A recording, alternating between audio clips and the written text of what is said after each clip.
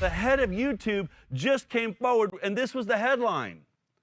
YouTube CEO will delete anything that contradicts World Health Organization on COVID-19. In fact, this is her saying it herself.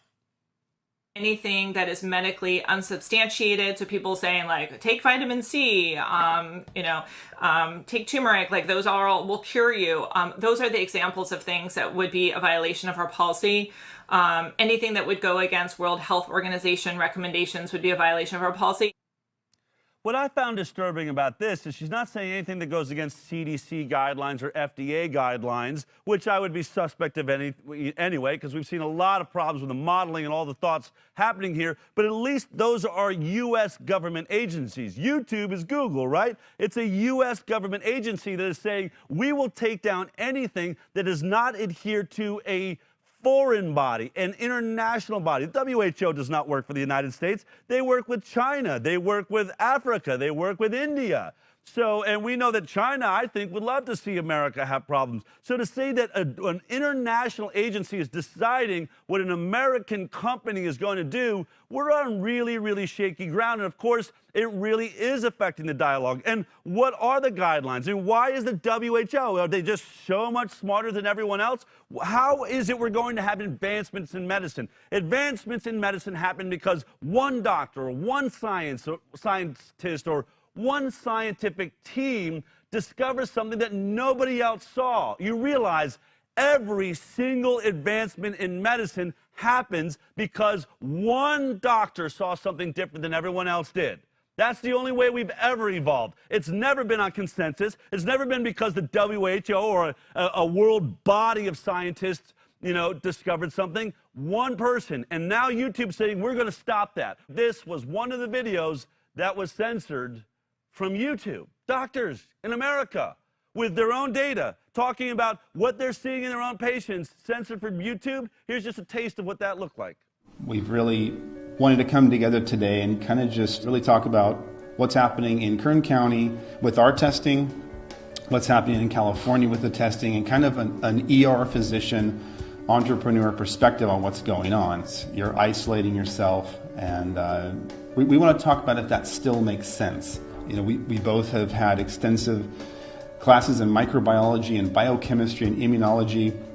We've studied this for each of us 20 years, and we take everything that we're seeing today and we put that against that backdrop and say, does this make sense? Are we following the science? Our volumes have dropped significantly. The hospitals, their ICUs are empty, essentially, and they're shutting down floors.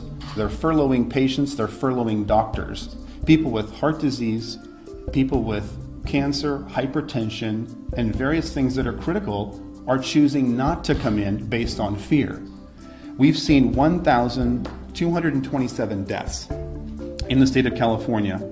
Does that necessitate sheltering in place? Does that necessitate shutting down medical systems? Does that necessitate people being out of work? So I'm not saying who's wrong or right. I'm going through the science and through the numbers. I'm not in an ivory tower. I'm in seeing patients every day, and I'm collecting my own data. I didn't have data 2 months ago. I just shared my data. That's actual, unfiltered, non-political data. Do you want to tell me why this is being censored? Are we not allowed to hear from real doctors giving us real numbers? YouTube issues statement on removal of controversial video interview with Bakersfield doctors. 23 ABC received an email from YouTube on April 27th giving the station notification the video had been taken down, setting YouTube's community guidelines. 23 ABC has appealed the ruling through YouTube. We quickly removed flagged content that violate our community guidelines, including content that explicitly disputes the efficacy of local health authority recommended guidance on social distancing that may lead others to act against that guidance, said the statement. These are doctors giving real numbers and facts. They didn't say run out of your house. What they were saying is we would really like to be talking to, Gavin Newsom, or have Gavin Newsom look at the information we are having. This is what news is supposed to do, isn't it? Isn't it supposed to say, you know what, we've got some phone calls coming in, and we're starting to investigate because President Nixon appears that he may have wiretapped, one of his opponents. Oh, well, you know what? The government of the United States doesn't agree with that statement, so YouTube is blocking it. How does news do what it does? How do we investigate if we cannot help, go outward with our investigation? We can't show you what we're investigating. Do you only get the results when it's all over? You know we do this different at the High Wire. You know that's what makes us different than everyone else. We are bringing you the studies as the ink is drying. We're going to do more of that today. I got some really fascinating stuff coming to you. But first, it is my honor to bring on, I think, really a heroic doctor that stepped forward and, like others we've seen during this crisis, say, hold on a second. Maybe we need to take a little bit of a different look at this. I'm joined right now by Dr. Daniel Erickson. Dr. Erickson, thank you for taking the time today. I know you're extremely busy, and I think your phone's probably ringing off the hook right now, is my understanding. A little bit. So, first of all, when you sat down to do this press release, did you have a sense, knowing that the state of the country and where things are at, that this might be censored and that there would be a chance that the video would be taken down and no one would get to see this? Absolutely not. This was supposed to be a little fireside chat with some locals out here in a small Kern community. I basically, reporters had mentioned it'd be nice to see your new data. So I said, okay, here's my positives, here's my negatives. They asked me, what do you think of that? I said, well, out of my data, it's about 6.5% of positives. I said, this is my data and my opinion on a moment in time. This data is not to be extrapolated to the globe. I didn't even know they were going to live feed it to Facebook. I thought this was going to be recorded and we were going to keep it on a local segment. It was going to last for 5 minutes and go away. And then all of a sudden, 10 million views on Facebook, and my world gets turned into this now. Okay, well, welcome to this crazy world. What is your opinion? I mean, as a doctor, obviously it's happened. And I'm sure you've heard about people feeling like they're censored, and usually it's, some crazy conspiracy theorists. We had to take their video down. They're putting people at risk. I think it's clear you're not a crazy conspiracy theorist. What is your opinion now that you see that censorship is happening like this in America? Well, I think that YouTube and the WHO need to chat, because if you noticed, Executive Director Mike Ryan, he said, yep, we need to look at the Scandinavian nations. Maybe they're making some sense. We need to look at our ability to self-regulate. This is all coming from Sweden, and that's the people I'm talking to now. You saw this. So the WHO is now saying, let's look at a different approach. The Swedish did not lock down. People are not locked in their homes. Kids under 16 are in school. Businesses are open, and their results are good. And Dr. Anders Tegnell, their chief epidemiologist, when asked, how's your approach working? He said, we're very happy. He said, you guys are the experimental lab rats. You're doing something never done. We're doing a rational, stepwise approach. We're allowing people to make their own decisions, right, and control their own risk. And we trust that the Swedish citizens are smart. And now they're saying, who has the freedom now? Right. Well, let's take a look at it. I think we do have the clip from the WHO. Let's take a quick look at what you were just talking about, Dr. Erickson. My question is on Sweden. It's a country that chosen a different road and strategy, basically no lockdown and an open society through the crisis.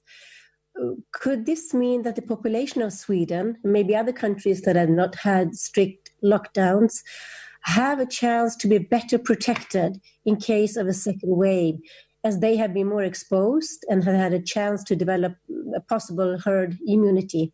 Sweden has put in place a very strong public health policy around physical distancing, around caring and protecting for people in long-term facilities and many other things. What it has done differently is it has very much relied on its relationship with its citizenry and the ability and willingness of citizens to implement physical distancing and to self-regulate, if you want to use that word. And in that sense, they've implemented public policy through that partnership with the population. They've been doing the testing, they've ramped up their capacity to do intensive care quite significantly, and their health system has always remained within its capacity to respond to the number of cases that they've been experiencing. I think in many ways Sweden represents a future model of if we wish to get back to a society in which we don't have lockdowns, then society may need to adapt for a medium or potentially a longer period of time. I think maybe in Sweden, they're looking at how that is done in real time. So I think there may be lessons to be learned from our colleagues in Sweden. This is actually quite an about-face, and we had a report done from Sweden, and you did see people walking around, but they kept their distance, but they were in restaurants, and schools stayed open, and everything seems to be okay, and there's been a real pushback. Trump has said there's going to be a huge death rate. Been hearing, oh, it's going to be a huge death rate, they're making a mistake. That's not the case. Let's get past Sweden. You know, I know that you don't have all day, and you got a lot to do. So for those people that are not among the 10 million that saw your video, take me through the data that you shared and that you discovered through your work. Now, you have an urgent care facility in Bakersfield, California. Is that correct? I have 7. I have 7 throughout California, from Fresno down to almost San Diego. Okay, so because I've heard arguments, it's only Bakersfield. He's using this small little community to extrapolate, but you actually have a fairly wide demographic across Southern California.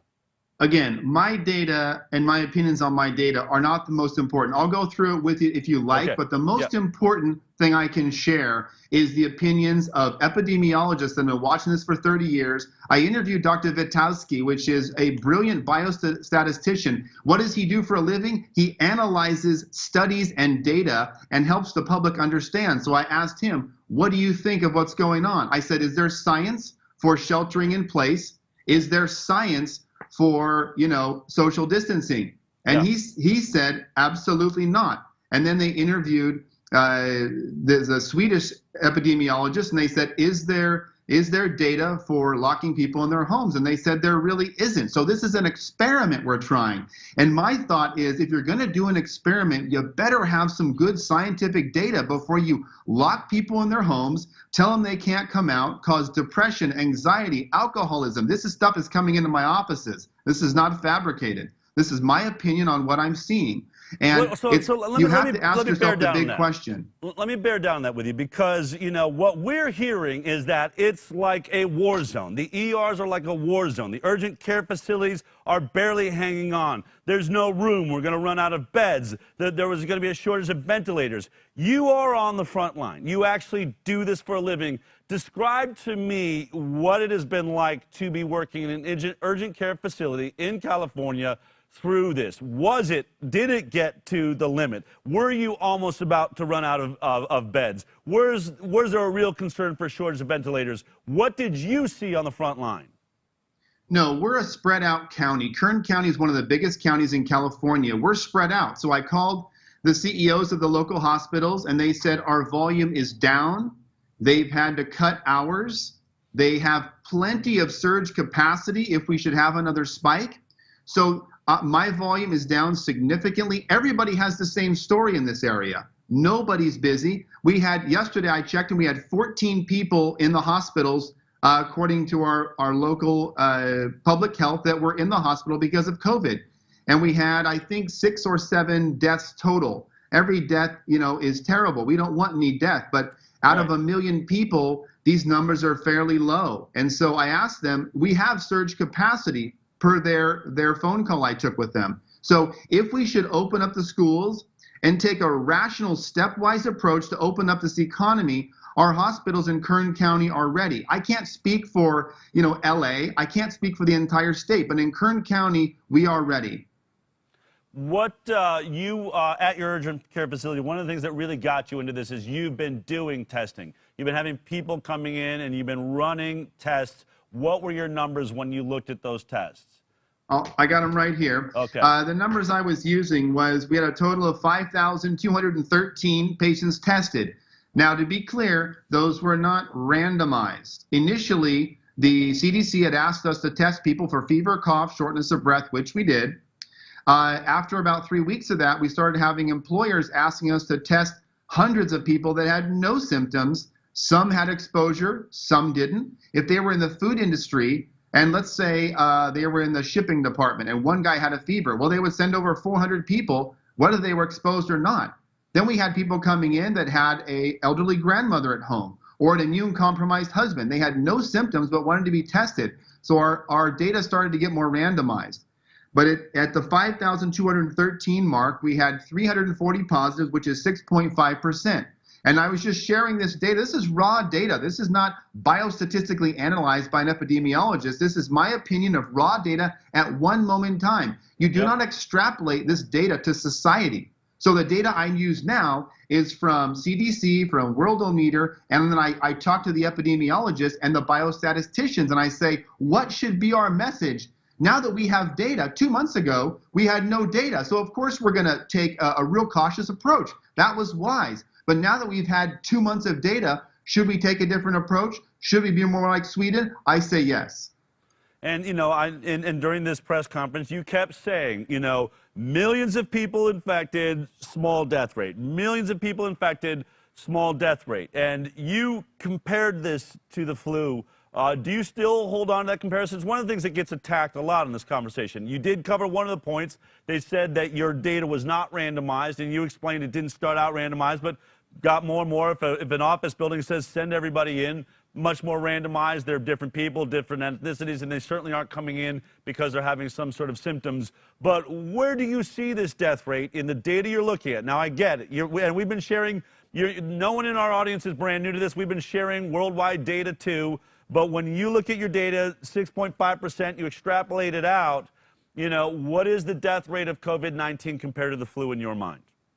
Well, let's look at the data once again. The CDC on their website, in 2017, 2018, we had about 60,000 deaths from flu. The flu season usually lasts 3 to 4 months. I've been following flu seasons for 15 years. Sometimes it's bad. People are in hospitals. They're intubated. They're dying. Our hospitals are overwhelmed. It's terrible. Sometimes it's mild. This is like a bad flu season per Dr. Gisecki, per Dr. Witowski. These are epidemiologists analyzing flu cycles for 30 years, and they have told me this is like a severe flu. This is their opinion I'm sharing. How many deaths total? 62,299.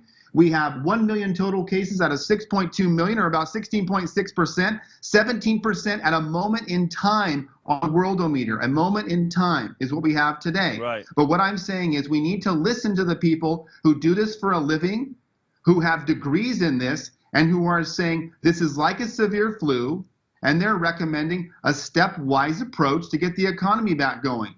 And I think that's rational. Okay, so tell me, both you and your partner, Miseki, is that it? Miseki? Is that Masihi? Masihi, yeah. Okay. Yeah. You both have done a lot of work in immunology. You've looked at this in virology. You know, we're being told that the smartest way to deal with, this virus, and I'm going to have to assume viruses in the future. I don't know how we don't do this way. We lock down. We sequester ourselves, Are there, on one hand, we know that locking down is going to certainly cause unemployment. It's going to cause all sorts of issues, with other illnesses, right, and poverty and all that. But there's actually a danger to the health of people for locking down, too, isn't there? From a virology position, what is your thought on that? What are the dangers of locking down physically at this time? Let me talk to you about what I called a doctor out of Wisconsin, Dr. Lang. I hope he doesn't mind me saying that. And I said, what are you seeing? And he said, well, I was in the ER last night, and I had patients that had chest pain a couple of days ago, but didn't come in for fear of COVID. They had different severe things that had gotten worse because they were sitting at home afraid to come in. That's one. Number two, people are calling me asking for anxiety medications that they haven't been using. Alcoholism is going up. People are telling me they're drinking more, and this is all public knowledge. Right. So there's multiple things we have to consider. The collateral damage of a total shutdown versus the damage of the virus itself. And to me, the scales are tipping towards the collateral damage is affecting all Americans. The virus, 95% of us get this virus and have a fairly mild go at it. Yes, we have some deaths, and those are terrible. I'm a physician. I don't want anybody to die. Some of these people would have died during flu season. And so what I'm saying is, let's take a rational approach. Let's look at Sweden. I think, like the WHO stated, we've got something to learn from them. I think that their approach is working. If you look at their deaths per million, 225. United States 175 per million, Italy and Spain in the 400 to 500 range per million, UK 360 per million. UK is on total lockdown. They have 360 per million. Now we can't make judgments about this until the complete cycle has gone to say who wins, who chose the best route. But I think you need to choose a route that doesn't destroy your economy while you're dealing with the disease. Do you think there's going to be a benefit, though? There might be, I mean, locking down, there could be a potential side benefit that since we all locked down, we didn't come in contact with viruses and bacteria we would normally come in contact with out in society. So are we going to be healthier because we've sort of wrapped ourselves in bubble wrap and stayed away from each other for this last, 2 months? Wrapping yourself in bubble wrap is not how you get healthy. You get healthy as you build your immune system. Let's talk about herd immunity. Herd immunity is really a key issue here. We have to get to that 70 to 80% where the virus is in society and it's moving from one person to the other. Pretty soon it runs out of places to go and burns out. That's going to happen whether you lock down or not. That's going to happen in Wuhan, China, South Korea, UK, and the US. The virus will spread whether you lock down or not. People are social. You can't tell them not to intermingle. Their friends come over. They have little parties. They talk to their pastor. They go to their doctor. They go to Costco. So we can go to Costco and Home Depot, and that's okay. But if we go to the beach, we're arrested. And they let criminals out, and they tell us we can't go to the beach or parks and get arrested. You can see this is not rational. Fear has taken over, and people have given up their freedoms for fear, in my opinion. How does herd immunity work, though, really? I think there's a lack of understanding. This is something that you seem pretty clear on. How does my body react when I come in contact with a virus or a bacteria? Isn't it dangerous for me every time it happens? Or, when you talk about, my immune system being made strong, can you just very clearly, if this is, virology 101 for our audience, how does that work?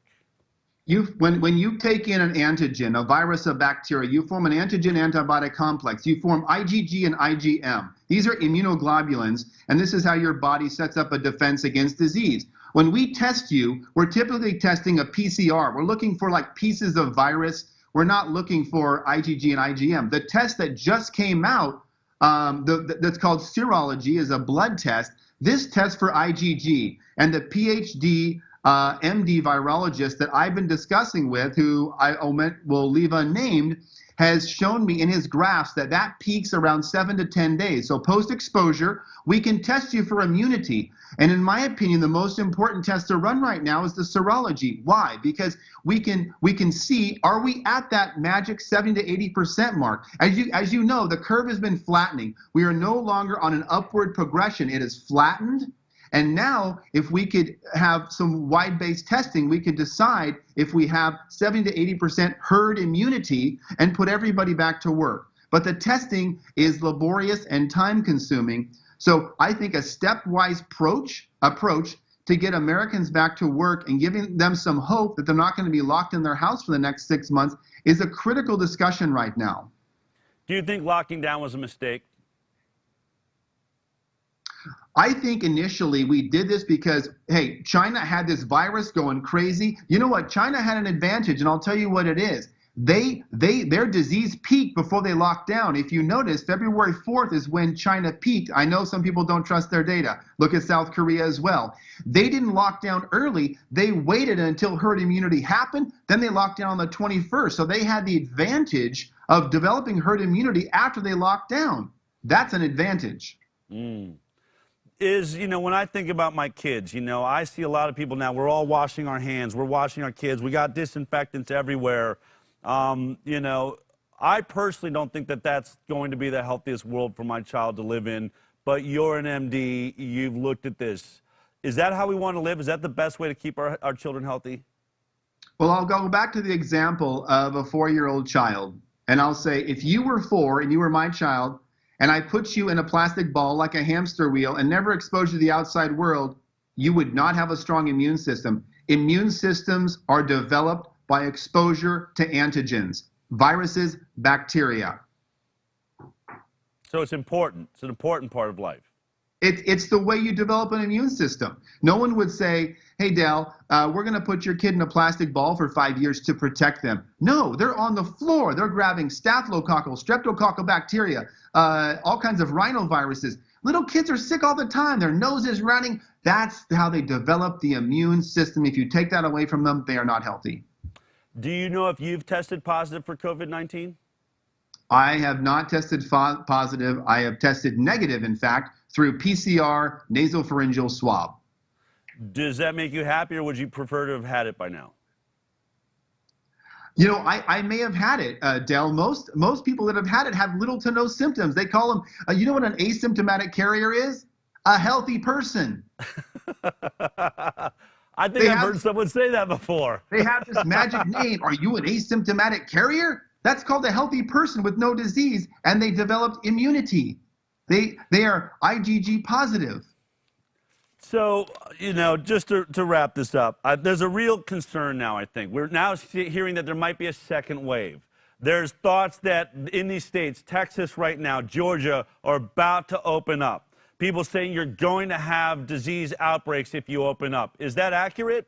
Are we going to see an outbreak when we open up? And are we going to see a second wave in the fall, in your mind? Do you know why we would have a second wave? Why? Because we sheltered in place. You only have, if you don't shelter in place, they talk about flattening the curve. When you flatten the curve, you drag out disease. Then when you open the economy back up, you get a second spike. Is that going to happen? Nobody knows. We've never been in lockdown. The biostatistician, Dr. Witowski, the great one, this guy is just awesome. I've talked to him for about 3 hours, and he said, we might get a spike. We might not. We'll see, is the answer. So we don't know at this point. Our hospitals are prepared.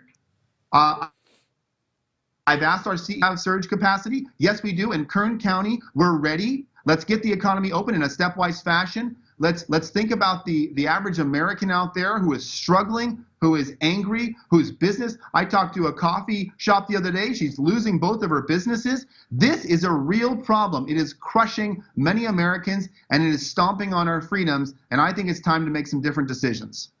You know, you're living in a state that's probably doing, really more seriously locked down, I would guess, than almost anywhere else in the country. Gavin Newsom announcing after a bunch of people went to the beach just the other day, I'm shutting down all the beaches, all the parks.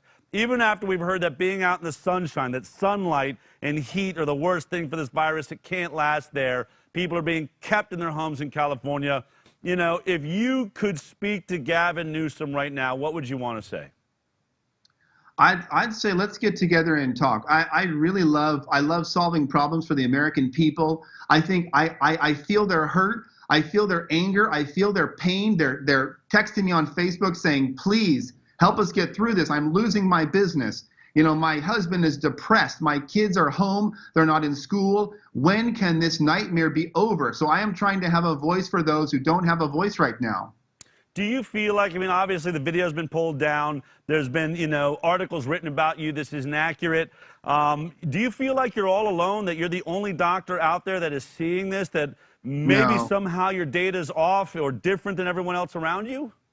We have hundreds of doctors from all different specialties who have called me, and I've interviewed some on my website on Zoom who are saying, I see the exact same thing you do. I live in an area that's not busy. People are scared to come into the hospital. They've worked at different urgent cares that have shut down, and they say, I don't understand why we're doing this. I don't think it's the right approach. We have actually hundreds calling in who actually agree with the position. So then, other than the media, then why is the media attacking you? Here's the thing, right? This is my question. If you're right, and so many scientists, and you're not, I've been reporting this for several weeks now. In fact, at the end of the show, I'm going to list about 120 top world scientists that would all agree with you. What is happening in mainstream news then? Can you explain it? Because it seems like they're telling us that we are going to die. We need to stay locked down. We have, all day long music concerts where superstars are telling us, if you want to be a hero, stay in your basement. Burger King telling us, just lay on your couch. That's how you can be an American hero right now. How is that happening? I think what happens is we started down a pathway of logic. We said, oh boy, Wuhan, China has got millions of people. The initial models that put out said 2 million Americans were going to die, Del. 2 million.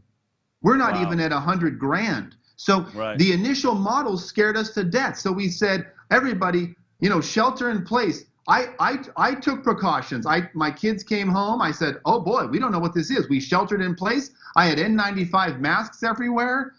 I was going to the store with a mask. I towed the line for 2 months. And after seeing my community and going, wait, the hospitals are slow.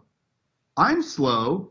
The disease out here doesn't seem to be reflective of New York. So maybe we should make different decisions in our county because we are not inundated with disease. Maybe we should allow personal responsibility to take place and businesses to open and kids to stay in school. And then I started looking at different countries and going, wow, Dr. Gisecki, 30 years of this, agrees. Wow, Dr. Anders Tegnell agrees. Wow, Dr. Wiskow, and they just kept coming. These epidemiologists who have agreed on this position. So that's when I formulated my opinion after 2 months of reading and studying and talking to colleagues around the country. I decided that I think the best approach is something similar to the Sweden model.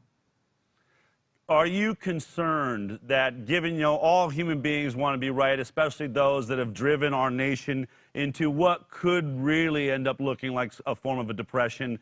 We're seeing jobless rates like we've never seen in my lifetime. Do you have any concern that there's going to be sort of a cover-up or at least sort of trying to soften the details you're talking about to protect those that got us into this? Are you worried that they're using the media to try and hide the fact that there may have been a colossal mistake made here?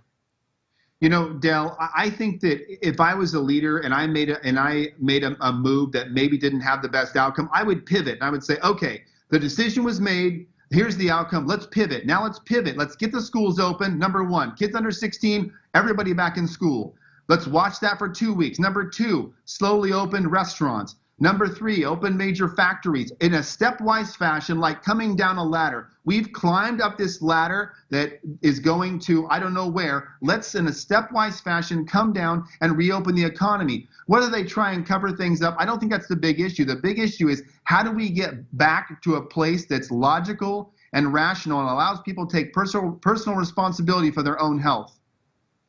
Those are all great points that we've been sharing here. I have to say, as a reporter, I'm not a doctor, I'm not a scientist, but I have been interviewing a lot of people like you. But I think you're one of the most outspoken in America right now. I think it's courageous, it seems like you didn't know how courageous you were being, but you are here, you're still speaking out, and I think that makes you an honorable person, and hopefully those videos will be put back up on YouTube. I know we're certainly hoping our video stays up. But keep up the good work, and I hope you'll stay in touch as we watch this thing shift. Because as we know, every day this story is changing, the models are changing, and hopefully you've had some influence on really looking at the hard data. Thank you for your time today, Dr. Erickson. Call me anytime. Be happy to come back. All right. Take care. If you like that clip, then be sure to check out our live broadcast of The High Wire every Thursday morning at 11 a.m. Pacific Time. You can watch it on Facebook, YouTube, iTunes, and Twitter. We'll see you there.